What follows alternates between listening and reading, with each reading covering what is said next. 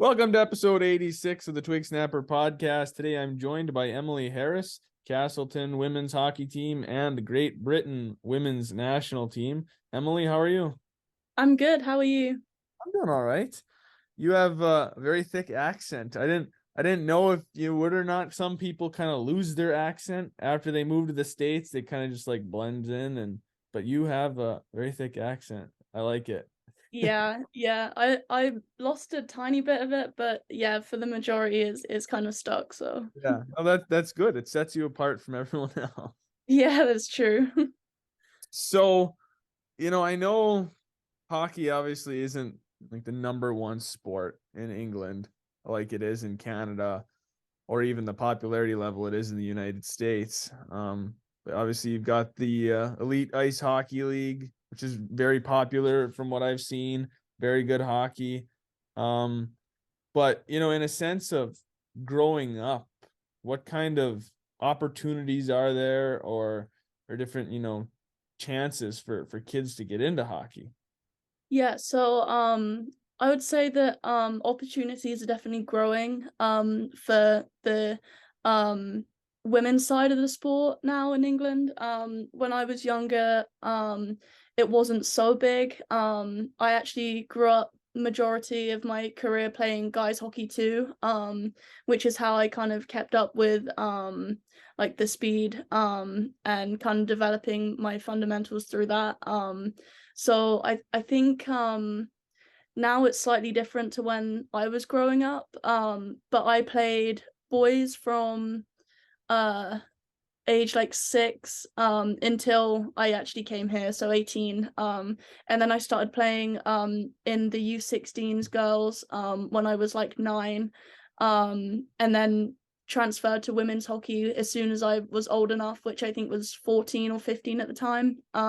So that's where I kind of got my development from. I kind of learned the pace of the game through the guys sport and kind of the creativity that the women's side of the sport has, which I think is slightly different to the men's side of the game. So I definitely got like the best of both worlds, the kind of smarts of the women's side, and then yeah, the speed of the guys. So Do you think it was beneficial for you to play both? yeah, it definitely was. I would say I probably started struggling. I think I struggled for about a year when I hit the age of 15 because that's when guys start hitting at home. So I definitely went through a stage where I struggled playing in the guys game, and I actually ended up taking a year out of the men's side of the game, simply because I wasn't used to the hitting, and obviously being a girl playing in a guys hitting league is pretty scary at first. But I kind of learned to adapt my game, I guess. I was a very head down player, which obviously you can't be in a men's hockey team. So it definitely helped me develop my like vision, I guess. So when I came back to the guys sport a year later, it really helped me. So it's definitely beneficial, and most of the girls actually do play guys hockey until like 15 or 16 is the usual age, but I ended up going until 18. There's a couple of us that did that. Okay, wow, yeah, that's interesting. That like that's the process that you kind of had to go through to get exposure and playing. But now are there more leagues that are just for girls? They can start playing with other girls at a younger age. Yeah, so the under 16s league is actually so you can start at 9, which is a really young age to be playing in U16s. But it definitely helps those young players play with slightly more experienced girls who are 15, 16-year-old girls. And then the top women's league is looking really good right now. The Most of the Great Britain players are kind of playing in that league. So for the younger players who are just joining the league and, trying to get that exposure, it's really good for them to be playing against the experienced national team girls. And, a couple of imports come and go. So yeah, it's getting to a good level. So I think, in the last few years too, we've seen, Great Britain's kind of catching up in a sense, to other countries. I think especially, like Great Britain and Italy are two countries on the men's side that I've noticed. But then again, like Great Britain on the women's side too, they're just starting to finally catch up and be, more competitive. Obviously, it takes time to, get to the level of the US or Canada, Finland, Sweden, Yeah. all these different countries. It takes time to grow there, but I think kind of starting to see that, with Great Britain. It's coming around, and give it another 10 years and it's going to be really the whole world stage is going to be a different situation for hockey. Yeah, and I think part of that is because there's a lot more opportunity for women's hockey now. So a lot of the younger girls end up either coming to the States now to play, or they go to Sweden or somewhere else in Europe. So like that it's getting to a point where girls can go and play pro, semi-pro, and be exposed to other girls from different countries who are doing the same thing. So they're all kind of pushing each other, and I think that's why the level of hockey throughout all the national teams are getting so much better, because there's just more opportunity. So Yeah, I mean that's really all you can ask for, is getting more opportunity and better opportunities too. So you played in the World Juniors and the World Cup. You've played in the last two Women's World Cups, and you played in the World Juniors. Did you notice any major differences, like from playing in the World Juniors to then getting to the World Cup? Was it just like kind of like once you got to the World Cup, like, wow, like this is a big difference, or did you really notice a difference, I guess, in the play, the speed, all that? I would say definitely the speed. I think the difference from the junior world champs to the seniors is obviously there's there's not an age limit for the seniors. So the U18s and the U16s, whatever, like they they are the best for their age group. And for the senior setup, it's the best of the best. If there's a U18 player, we had a couple of U18s this year on the senior team. So I would say that the level was better, the speed is better, and everyone is generally just smarter hockey players.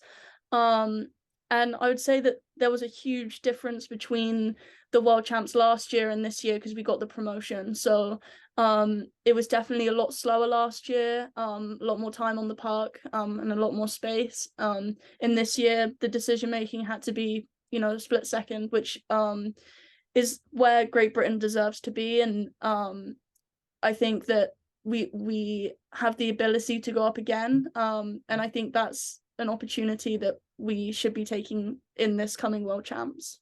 Yeah, definitely. Um, you know, Obviously getting to play for your country is something that everybody dreams of in their respective sports. So maybe talk a little bit about that, just like the opportunities that you've had to represent your country and, put on that jersey and play for Great Britain at different levels. Yeah, so from a really, really young age, I wanted to be the best in whatever sport I ended up doing. It took me until I was 6 or 7 to know that hockey was the sport that I love.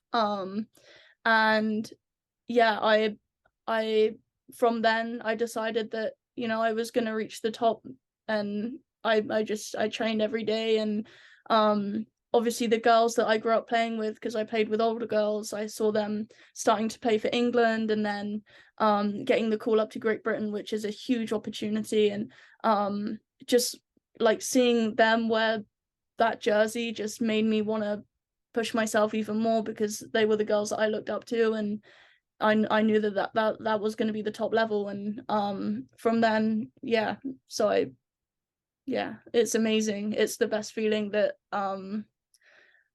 any athlete could ever feel. So yeah. Yeah, and I mean it's the best competition in the world. You're playing against the best player, like you said, with the World Juniors and stuff. You're playing against the best people in that age group, and once you hit the World Cup, you're playing against the best women that country has total. So it's really, you're playing with the best of the best in your country against the best and the best for all the other countries. Exactly. So, talk a little bit about your recruiting and, coming to the US and decision to come over and play college hockey. Yeah, so I actually knew from when I was like 7 or 8 that I wanted to come over and play in college. Watching all the sports movies as a kid, I saw um how important college sports is to America and how seriously they took it. So um yeah, I decided right then that that was going to be one of the goals that I was going to set for myself in my career. Um, and um, I signed with ASM Scholarships. It's kind of like a company to help recruit kids to go to America and play worldwide. So um I signed with them. I had a couple of opportunities. I went to Florida to a showcase. Had a couple of interests. I spoke a little bit with Penn State, who said that they wanted me to play a year at like in prep over in America to kind of get used to everything. And um I just decided that for me, Castleton was the best fit. They actually reached out to me through a former teammate of mine, Casey Trail, and they let me play both of my sports, and I couldn't ask for anything more. I'm a field hockey player too at Castleton, and I love the level, and I couldn't ask for anything more. So Castleton was just the best fit for me. Was that something you were initially looking for in your recruiting to play both sports? Like, was that on your mind? Like, I want to go somewhere where I can dual sport. Yeah, so I played for my national team in field hockey too, and at the time I was very split with what I wanted to do. I had a couple of D1 offers for field hockey, and um choosing between the two sports was just not gonna happen for me at that time. And I think that I made the right decision, and I love where I play, and yeah, it's always been on my mind. I just couldn't choose. So Castleton was the best fit, and they're awesome with letting me play both sports. The coaches communicate really well, so it's really smooth, and even though the seasons cross over, it works perfectly. So yeah. Right. I mean, if you don't want to choose between both sports and you don't have to, why not play them both? It's experiences. And if you love them both that much, you wouldn't be happy if you just picked one of them. You'd always live in kind of regret knowing, Yeah. oh, geez, I wish I would have played both, or could I have done it? Or, you would have had these questions in your mind. So it's awesome that you are able to play both. Do you find it hard to kind of like keep up with both sports, trying to stay at a good competitive level for both, but not focus too much on one over the other? Um, yes, I would say that the hardest part is the fitness. It's two completely different fitness levels. Hockey is very explosive and kind of like, a sprint. And field hockey is more endurance and making sure that you're in like running shape. So being that field hockey is first, like it's a full sport, I kind of work out throughout the summer as if I'm a field hockey player, and then play out my field hockey season, and it probably takes me about 2 weeks to get back into hockey shape once I'm in hockey season. So it works out well. In an ideal world, it would be nice to have a week or two in the middle to, start training a little bit for hockey, but it's fine. And I haven't had an issue with it so far, and I'll be going into my senior year this year, so And it looks like, from looking at your Instagram, you guys got some pretty nice rings in mhm. field hockey. Those look pretty cool. The little Castleton design on them and really Yeah. detailed. Was that for your conference championships or? Yeah. So we were actually the first team in the school history to win an LEC championship. So it was a really big deal to the school. And we used our fundraising to buy those rings, and they're pretty legit. They're pretty cool. So Yeah, you can wear it around and show oh off. yeah. Oh Your, yeah. I'll be wearing it to graduation for sure. you wear it at all, or do you kind of just like keep it in a box safe? Yeah, yeah, I keep it in a box. It's a really important thing, you know. I'd hate to like lose it, or Yeah, wherever I'm at. So yeah, I kind of just keep it in the box, but it's definitely coming out for graduation, I think. kind of an exciting, thing to have though. Just kind of a, they look just like, the detail of a national championship ring or a, Yeah, Super Bowl ring or yeah, what, exactly. and you feel really cool that you've accomplished something, and especially since you said it's the first in school history, it makes it that much more special and important. Yeah, hopefully we can go for a second this year. So Yeah. So in a non-hockey field hockey sense, what do you like to do for fun? What a kid, what does everyone do for fun growing up in Great Britain? um kind of just hang out with your friends, and just yeah, I mean, when I was in England, I didn't really have too much time on my hands because my training schedule was so intense. Especially 15 to 16, 17, like I was just strictly training all the time. I think my training hours, I trained like 5 hours a day or something, 5 or 6 hours a day. So I didn't have too much time on my hands. But over here, obviously we have a strict training schedule, which is nice because they leave time to hang out with your friends and kind of do what you have to do, homework, stuff like that. But I play piano on the side, which I find really helps just chill me out. I don't really nap during the day, which would be nice if I could, because yeah, I get pretty tired. So yeah, if I just need to relax, then I'll just yeah go take myself to the piano for an hour or so, and yeah. Yeah, it's good to have a kind of a more relaxing hobby, something that, like, yeah, you're devoted to field hockey, you're devoted to ice hockey, but you need to kind of step back every once in a while and just take some time for yourself and to kind of just relax. Otherwise, you burn yourself out, and then you're not going to be competing at as high of a level if you burn yourself out. So it's good to Mhm. have some sort of a hobby, and I'm sure piano is kind of a relaxing one, unless you're playing intense piano. If you're just playing mellow piano, it's probably a good way to kind of just chill out. Exactly. Yeah. So also, when I was looking around kind of for ideas of what to talk about, I noticed on your Instagram you had kind of a highlight reel of different places you've traveled to. Are you big into traveling? Yeah, I am. I would say that hockey's definitely given me that opportunity to go places that I wouldn't necessarily choose to go to on vacation and stuff. Like South Korea, for example, where I just came back from. I would have never gone there. But it was really pretty there. And definitely somewhere that I think everyone should get the opportunity to see, but yeah, I love to travel, and I went on a lot of vacations with my parents and stuff as a kid.